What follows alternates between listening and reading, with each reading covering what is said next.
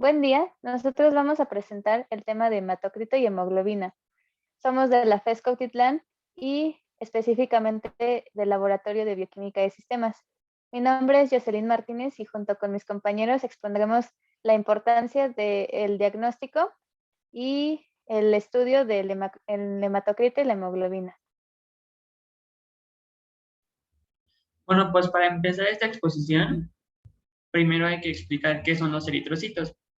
Dentro de la sangre también es llamada un tejido sanguíneo y que al mismo tiempo es un tejido conjuntivo muy especializado. Está constituida por plasma y células. Estas células son los eritrocitos, que también pueden ser llamados hematíes o glóbulos rojos. Son los encargados de intercambio gaseoso y se observan como discos bicóncavos, ya que estas células aparecen en el núcleo. Aquí en la imagen podemos observar cómo del centro están como hundidos y esto mismo es por la carencia del núcleo.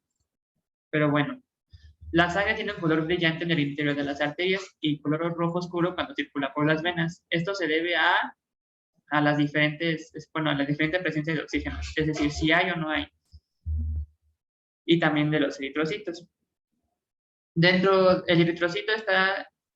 eritrocito en su citoplasma posee agua, anhidrasas carbónicas y un pigmento proteínico denominado hemoglobina.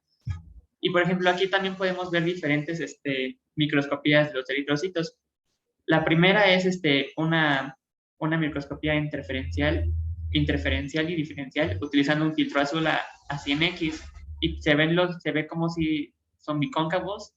En la segunda es una microscopía de barrido utilizando 2000X y aquí se puede apreciar todavía mejor el hundimiento. Y en la tercera, aquí en la verde, es una microscopía de contraste de fases, nada más para identificar a los eritrocitos. Y en la última es un frotis, y en esta última tampoco se pueden observar el hundimiento, pero es la que mejor muestra los eritrocitos. Bueno, dentro de ese eritrocito se encuentra la hemoglobina. Esta hemoglobina es una proteína globular que se encuentra en el interior de los eritrocitos.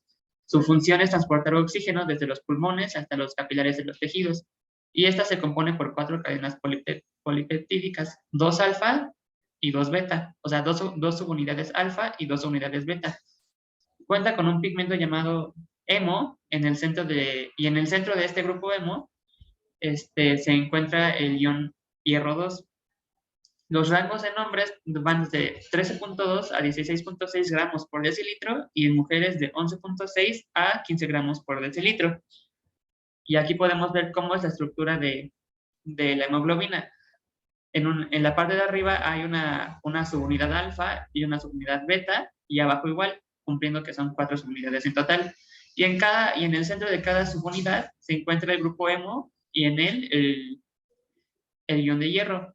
El ion de hierro es lo que le va a dar la capacidad a la hemoglobina de transportar los gases. Por ejemplo, y aquí ya el mecanismo de transporte. Para el oxígeno, lo primero que va a pasar es que se va a unir al hierro de los grupos hemo, y cuando el eritrocito esté en los capilares en los capilares, el oxígeno se va a separar de este hierro para después difundirse poco a poco en el líquido intersticial y luego a las células. Y para el caso del dióxido de carbono, el eritrocito capta este dióxido de carbono que se une a los aminoácidos de la proteína, no al grupo hemo. Mientras la sangre fluye en los pulmones, el dióxido de carbono se libera y luego se exhala. Y existen diferentes derivados de la hemoglobina. La hemoglobina reducida, la oxihemoglobina, carboxihemoglobina, sulfohemoglobina, carboxisulfohemoglobina, hemiglobina y hemoglobicianuro. Estos son derivados, más no son tipos. Y también hay otra que es la hemoglobina glucosilada, pero esa la vamos a ver más adelante.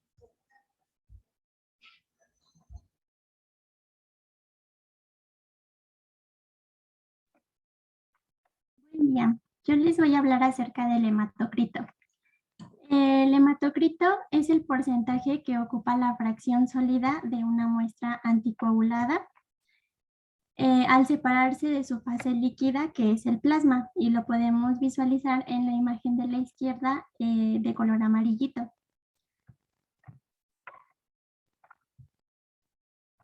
La determinación del hematocrito es un método sencillo y confiable. Y bueno, los materiales que vamos a utilizar y los instrumentos es sangre venosa con anticoagulante, que se va a usar para el macrométodo, sangre capilar o venosa con anticoagulante para el micrométodo, capilares de vidrio especiales de banda roja para el micrométodo, que son los que están o se encuentran heparinizados, sellador, que en este caso es plastilina, un mechero Bunsen, microcentrífuga, centrífuga clínica, tubo de Winthrop que se utiliza para el macrométodo y una pipeta Pasteur con bulbo o una jeringa equipada con agua con aguja larga.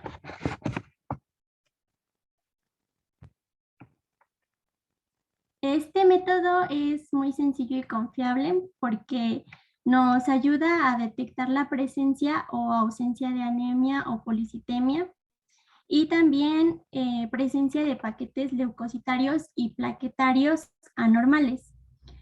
Este método se basa en medir el empaquetamiento de la columna de eritrocitos cuando la sangre total que ya está con el anticoagulante se somete a la acción de una fuerza centrífuga, que bueno, en este caso del lado izquierdo encontramos una microcentrífuga, la cual se utiliza para el micrométodo. También es importante recalcar que el hematocrito refleja la concentración de eritrocitos, más no su masa total.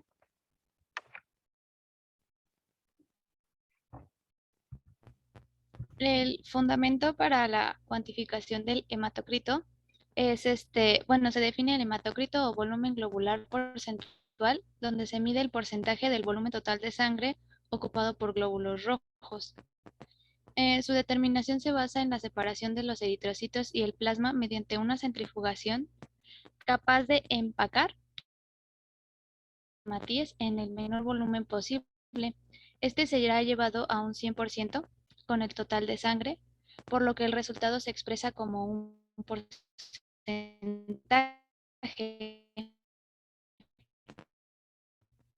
volumen del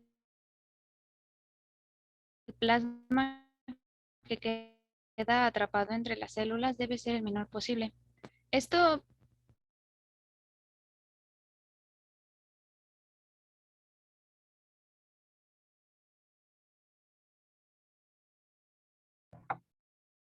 Y bueno, el primer método es el micrométodo. Para la determinación del hematocrito existen dos métodos, que es el micrométodo y el macrométodo. Y estos métodos han sido seleccionados por su amplio uso y también por sus niveles aceptables de exactitud y precisión. El primero es el micrométodo y los pasos son los siguientes. Primero hay que realizar una toma de muestra sanguínea mezclando la sangre por inversión por lo menos 5 minutos y no agitarla, como se puede ver en la imagen superior derecha. Este es como se realiza la inversión. Posteriormente se hace uso de capilares rojos, que son los que se encuentran heparinizados, o azules para sangre venosa con anticoagulante DTA, ya que este procedimiento se puede hacer de dos maneras. Primero puede tomarse con los capilares que ya tienen o se encuentran con anticoagulante, en este caso los rojos, o los azules que primero la muestra va a tomarse en un tubo con anticoagulante DTA y posteriormente de ese tubo se va a tomar la muestra con el capilar. Y posteriormente se va a sellar el extremo opuesto con la flama del mechero. O también otra alternativa es usar plastilina.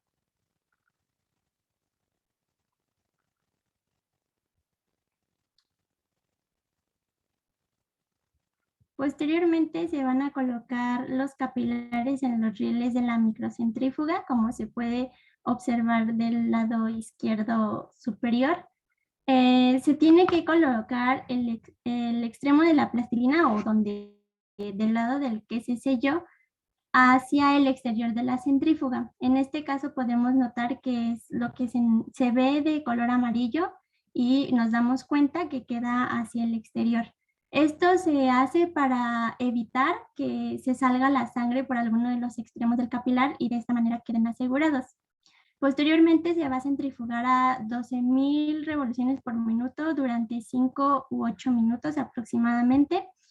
Y posteriormente se van a sacar los capilares de la microcentrífuga. Los capilares se miden 1 a 1 y si es que no se van a medir inmediatamente, se tienen que colocar de manera vertical hasta que se lean. Y por último, se lee usando una regla o lector para microhematocrito y son las que podemos observar en la parte de abajo. La primera, pues tenemos que asegurarnos que el plasma quede bien centrado o bueno, inicie en el número 100 y los eritrocitos queden o empiecen en el número 0. Y de esta manera nos aseguramos que quede bien colocada nuestra muestra y en la parte media, en donde terminarían los eritrocitos, eso nos va a dar el porcentaje de la muestra. Y de la misma manera, la imagen de la derecha, pues se hace de la misma manera, pero es otro tipo de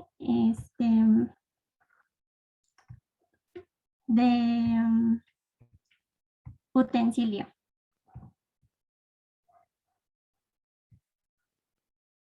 Y bueno, este también es otro.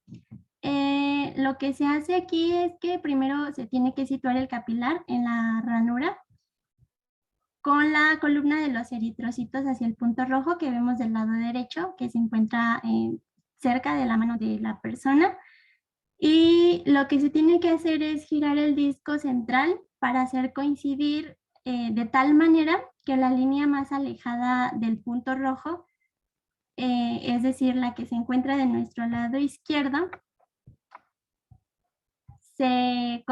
tenga, o bueno, coincida con la columna del plasma, es decir, donde inicia el plasma, y que la línea más cercana al punto rojo, que es el inicio de los eritrocitos, también coincida con esa línea. La línea central tiene que estar en la interfase de separación, que es en donde se encuentra la interfase entre el plasma y los eritrocitos. Y finalmente leemos en la escala inferior el valor del hematocrito. También otra forma manual para realizar este método es la fórmula que encontramos abajo, en donde tenemos que calcular la altura de los eritrocitos en milímetro y la altura del volumen total y esta multiplicarla por 100. En caso de que se quiera corroborar alguna de las dos medidas, tiene que existir menos del 1% de diferencia, porque si existe más del 1% entre la diferencia de una medida y otra, la prueba será declarada inválida.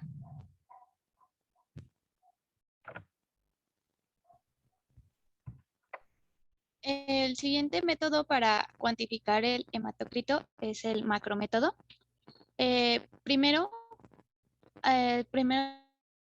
se realiza la obtención de la muestra sanguínea y de igual modo esta se va a mezclar por inversión, por lo menos durante 5 minutos y no se va a agitar. Posteriormente vamos a llenar un tubo de Wittrop hasta el marcado de 0 a 10 usando una pipeta Pasteur. Los tubos de Wittrop son tubos de vidrio de borosilicato que se utilizan para determinar el volumen de los glóbulos rojos en una determinada muestra de sangre. Cuando se esté llenando con la pipeta Pasteur, es importante vigilar que no se formen burbujas en la columna de sangre o en el fondo del tubo al llenarlo. Y este llenado se va a lograr haciendo resbalar la sangre por las paredes del tubo, iniciando desde el fondo, y vamos a ir sacando la pipeta, centrifugar el tubo a 3000 revoluciones por minuto durante 30 minutos. Después de que ya podamos lograr visualizar las dos fases, se coloca en un soporte para tubos Wittrop en una posición vertical y perfectamente nivelado durante 1 hora a temperatura ambiente. Al cabo de esto, se realiza la lectura del tubo desde el menisco del plasma hasta la pared superior de los eritrocitos ya sedimentados.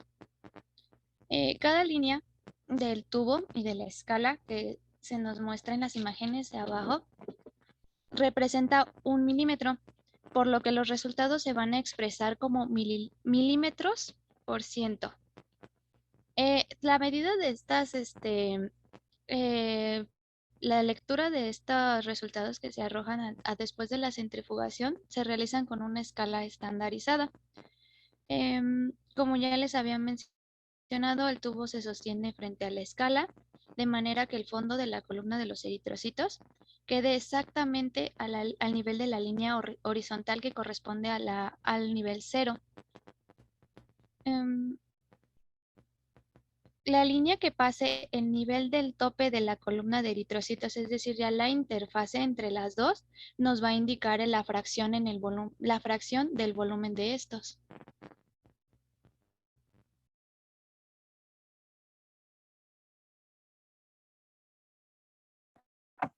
Y bueno, los intervalos de referencia, al igual que la hemoglobina y los eritrocitos, se modifican con la edad, el sexo y la altura a nivel del mar.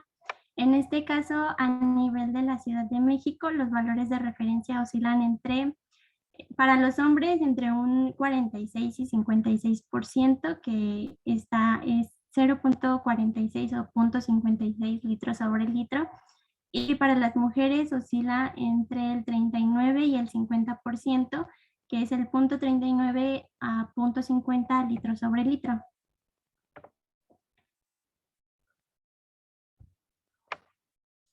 Y bueno, como anteriormente se los mencioné,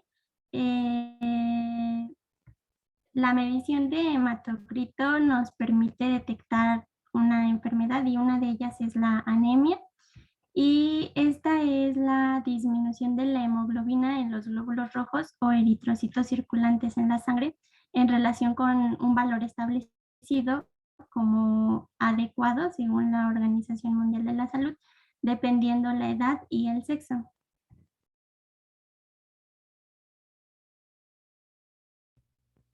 Otra de las enfermedades que se puede detectar es la policitemia, que es un tipo de cáncer en la sangre.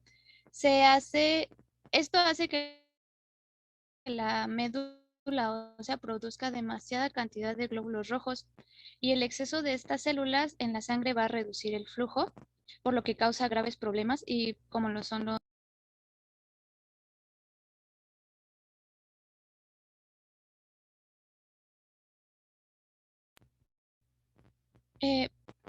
posterior a realizar la cuantificación, si el nivel del hematocrito es bajo, esto nos puede indicar anemia, algún tipo de cáncer de glóbulos blancos o como la leucemia, una enfermedad crónica, o puede indicarnos que hay un sangrado. Y si el nivel del hematocrito es más alto de lo normal, esto nos puede indicar ya sea una deshidratación, un trastorno como la policitemia y una enfermedad pulmonar o cardíaca.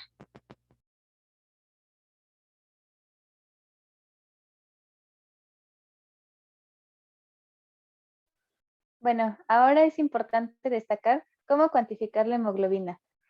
La cuantificación de hemoglobina junto con el hematocrito son pruebas bastante importantes para la detección o el diagnóstico, ya sea de anemia o policitemia. Estas dos pruebas se hacen juntas y es muy importante destacar la cuantificación de hemoglobina, ya que cada gramo de ella puede llevar hasta 1.34 mililitros de oxígeno y esta es distribuida a todos los órganos del cuerpo. Es decir, que la hemoglobina cumple un papel sumamente importante para la distribución de oxígeno en los órganos. Y bueno, uno de los métodos más utilizados para la cuantificación de hemoglobina, tanto en el área clínica como en el área académica, es el método modificado de Drapkin. La siguiente, por favor. Gracias. El método modificado de Drapkin necesitamos los siguientes materiales. Debemos contar con sangre capilar o total En este caso, más adelante explicaré realmente por qué se puede obtener sangre de cualquier tipo, ya sea de venas o de arterias. Y también necesitamos que esta sangre tenga un anticoagulante. Preferentemente se utiliza el EDTA, pero también puede utilizarse la heparina. También necesitaremos tubos de ensayo, micropipetas tipo Sally de 0.020 mililitros, cubetas de vidrio de plástico graduadas. También es importante destacar el material de estas cubetas porque utilizaremos el espectrofotómetro. Entonces, el material es importante para que la luz pueda atravesar la muestra. Y también utilizaremos pipeta graduada de vidrio. Aquí es importante mencionar las diferencias del reactivo modificado de Dratkin y el reactivo de Dratkin original. El reactivo modificado de Dratkin, o también mencionado como modificado por Van Krampen, cuenta con los siguientes reactivos. Contamos con ferricianuro de potasio, también contamos con cianuro de potasio y contamos con un detergente. Estos materiales dan características importantes al reactivo de Dratkin que favorecerán las reacciones posteriores con la hemoglobina. El reactivo modificado de Dratkin tiene un color amarillo pálido y tiene una transparencia absoluta. También sus propiedades químicas es que tiene pH entre 7 y 7.4 y su absorbancia es a 540 nanómetros. ¿Por qué es importante? Porque estas características son las que favorecen las reacciones con hemoglobina. Si utilizamos el reactivo de Dratkin, por ejemplo, original, tenemos que su pH es de 8.5 y al ser estas condiciones químicas, el tiempo de la reacción con la hemoglobina puede ser de 10 a 20 minutos, mientras que con el reactivo modificado de Dratkin dura alrededor de 3 a 5 minutos. Es importante también, en primera, por el cianuro, pero también por el detergente que cuentan, ya que como vamos a liberar hemoglobina, como bien lo mencionaron al principio de la presentación, estas se encuentran en el citoplasma de la célula, por lo que debemos de realizar hemólisis de los eritrocitos para posteriormente liberar la hemoglobina y hacer su cuantificación. Bueno, y aquí está rápidamente la reacción en la que tenemos hemoglobina y en su centro tenemos el núcleo de hierro en forma de 2+. Aquí al agregar el ferricianuro de potasio ocurrirá una reacción de oxidación, por lo cual el hierro pasará de su estado de oxidación 2+ a 3+. Y en este caso nombramos a la hemoglobina como methemoglobina por sus siglas HI, o también es llamada ferriemoglobina. Posteriormente, la ferriemoglobina reaccionará con el cianuro de potasio y producirá cianomethemoglobina. Este es el pigmento por el cual vamos a tomar las características del espectrofotómetro. Y aquí es donde destaca la importancia de por qué podemos obtener sangre de cualquier tipo, ya que todos los derivados de hemoglobina, por ejemplo, la hemoglobina carboxilada o la metahemoglobina y sus demás derivados, excepto la sulfohemoglobina, son convertidas en cianomethemoglobina. Es decir, que si lleva a cabo la reacción, obtenemos el pigmento importante para la cuantificación en el espectrofotómetro y por tanto no habrá ningún problema en su cuantificación. La siguiente, por favor. Gracias. Ahora, ¿en qué consiste el procedimiento experimental? Vamos a agregar exactamente 5 mililitros del reactivo modificado de Dratkin a un tubo de ensayo. Y lo etiquetaremos como que este es el reactivo modificado de Dratkin. La siguiente, por favor. Gracias. Posteriormente, con la pipeta de Sally, vamos a tomar 0.020 mililitros o 20 microlitros de sangre que la obtuvimos del paciente con su respectivo tubo morado de EDTA y vamos a agregarla al tubo que contiene el reactivo modificado de Dratkin. Vamos a limpiar el exceso o lo que reste con agua y vamos a enjuagarlo las veces que sea necesaria para asegurar que toda la muestra sanguínea esté en el tubo con el reactivo. La siguiente, por favor. Gracias. Vamos a tapar el tubo con papel parafinado y vamos a mezclar muy bien por algunos segundos. Y debemos de esperar a temperatura ambiente 3 minutos para permitir la formación de la cianomethemoglobina.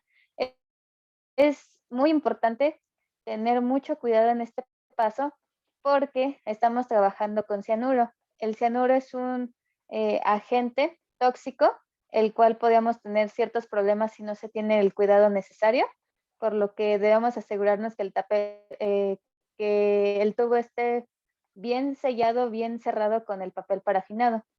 La siguiente, por favor. Gracias. Utilizando la activa modificada de Röntgen como blanco, lo vamos a colocar en una celda del espectrofotómetro y vamos a definir la extensión del aparato en 0 a una longitud de onda de 540 a 546 nanómetros. Posteriormente, transferiremos la mezcla problema de una cubeta a una cubeta del espectrofotómetro y vamos a leer máximo 5 minutos después de iniciar la reacción que se lleva a cabo para la formación de cianomethemoglobina. Y vamos a registrar la lectura de extinción de la muestra del paciente, denominada como EM. Y en la parte derecha podemos observar los diferentes tonos de las muestras. La siguiente, por favor. Gracias. Y vamos a medir la intensidad de color de la mezcla en el espectrofotómetro a una longitud de onda de 540 nanómetros. La densidad óptica de la solución es proporcional a la concentración de hemoglobina. Y el cálculo. Posteriormente, con el valor ya obtenido del espectrofotómetro, lo vamos a multiplicar por 36.8 y vamos a obtener la concentración de hemoglobina en unidades de gramos por cada 100 mililitros. Este factor de 36.8 resulta resulta de considerar el coeficiente de extinción de la molécula.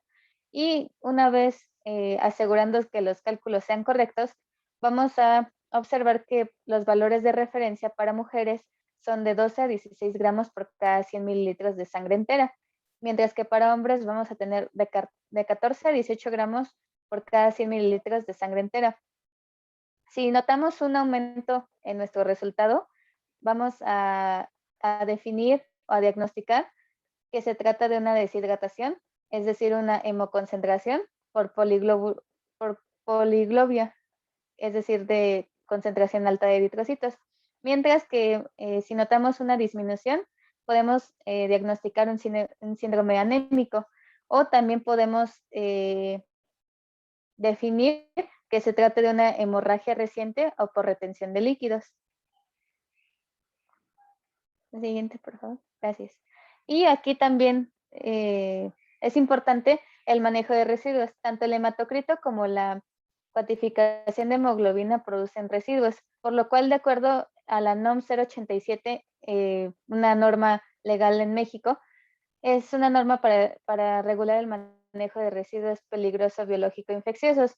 En este caso, debemos de situar los residuos de sangre en un recipiente sólido, hermético, y posteriormente se llevará a incineración.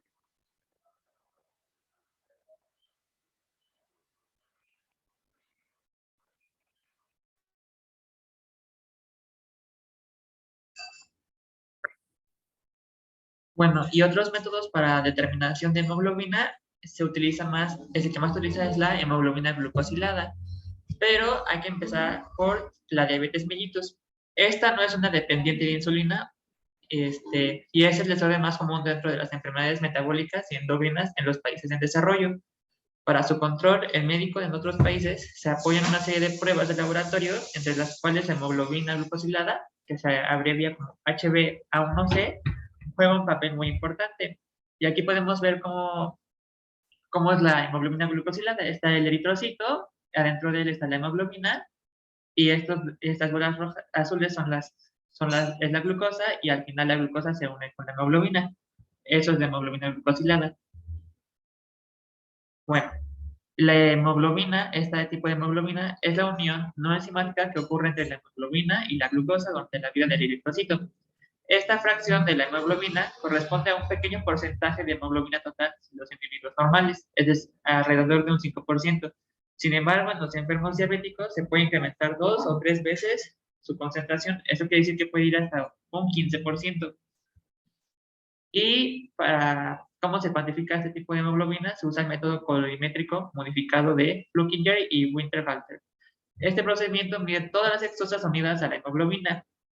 Lo primero que se hace es una hidrólisis parcial de las hexosas unidas a la hemoglobina con ácido oxálico, que va a ser con la formación de 5-hidroxilmetilfurfural, que es el 5-HMF. El HMF se hace reaccionar con ácido tibartibutírico para formar un producto coloreado con un pico de absorbancia característico a 443 nanómetros.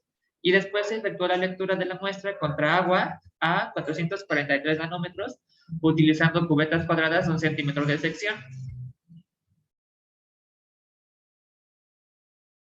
Y los cálculos al final es la absorbancia de la prueba sobre el 0.029. Eso nos va a dar el porcentaje de hemoglobina glucosilada en sangre. Y aquí tenemos dos ejemplos. El primero, el 4.2, son los valores de hemoglobina en 80 individuos aparentemente normales, y se les aplicaron 3 métodos de cuantificación de hemoglobina. Uno es el ELENA, otro es el Chihata y otro es el colorimétrico. Como podemos ver en los resultados, en promedio todos salieron casi igual: 6.57 para ELENA, 6.51 para Chihata y 6.67 para el colorimétrico. Aquí tenemos sus respectivas desviaciones estándar y el rango de amplitud de estos resultados. Pero lo interesante es el 4.4. Son los valores de hemoglobina glucosilada en diabéticos que no están controlados. Por ejemplo, en ELENA, el resultado promedio fue de 13.12, el Chihata el 12.56 y el colorimétrico 11.80, con su respectiva desviación estándar igual. Aquí podemos confirmar que la concentración de hemoglobina glucosilada es de 2 a 3 veces mayor que en diabéticos que en personas que no tienen que no padecen de diabetes.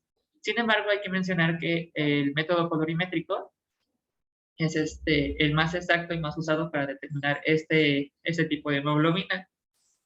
Y se le llama colorimétrico porque efectivamente lo que nos va a ayudar a cuantificar la hemoglobina es el color que resulta de la combinación de la hemoglobina con el ácido oxálico. Y eso sería todo de nuestra parte. Estas serían nuestras referencias. Gracias.